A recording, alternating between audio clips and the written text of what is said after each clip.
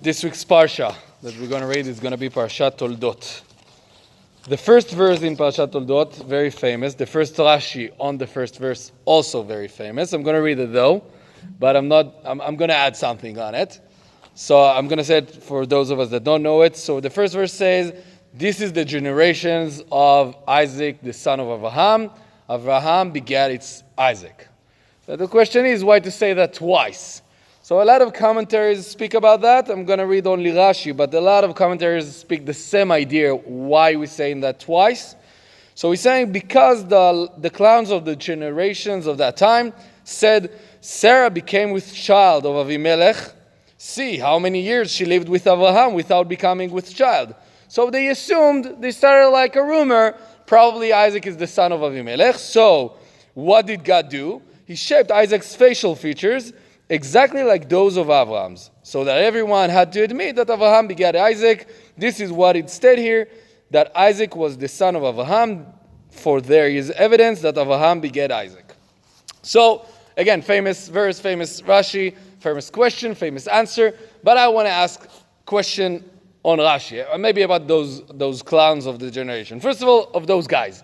Like, seriously, you live with with Abraham and Sarah. You know who they are. You know, like, Abraham was the master of kindness, not only for Jews, because he was the first Jew, for all the other nations. He was Av Hamon Goyim, the father of all the nations, and you're starting that rumor about him, like, seriously? And another question about Rashi and all the other commentators, why you need to answer those? Like, just because they say that, you need to say, okay, so God take that so seriously, He shaped Isaac's face exactly like Abraham. We know, like, a lot of fake news. Because of every fake news, you're going to start change your ways or decide something else just because someone say that.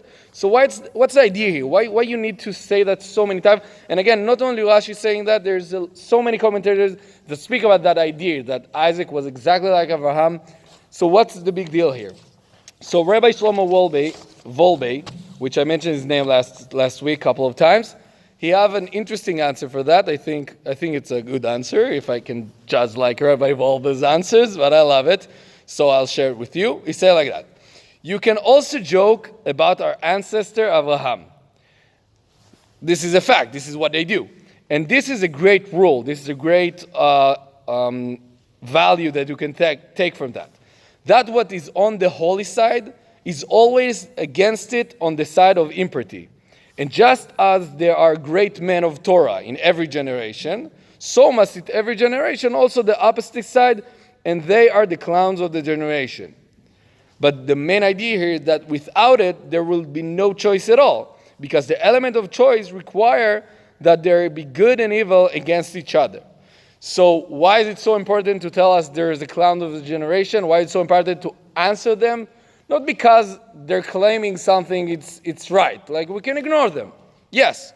But the idea that Rashi trying to tell us, all the commentary trying to tell us, you always need to choose. And you know what?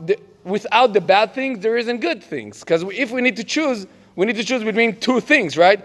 So we're giving a big place to the clowns of the generation, so you would know there were always clowns of the generation. There's always fake news. There's always somebody that's trying to say something that's not true, and you need to choose. You need to choose where you are. So in that case, God decided to help everyone, and He just shaped Isaac's face like Abraham. Okay, so we have to admit that, but not always like that. So you really need to put notice to make sure that we know what is the good thing, what is the bad thing, and not laying to the side of the clowns of the generation.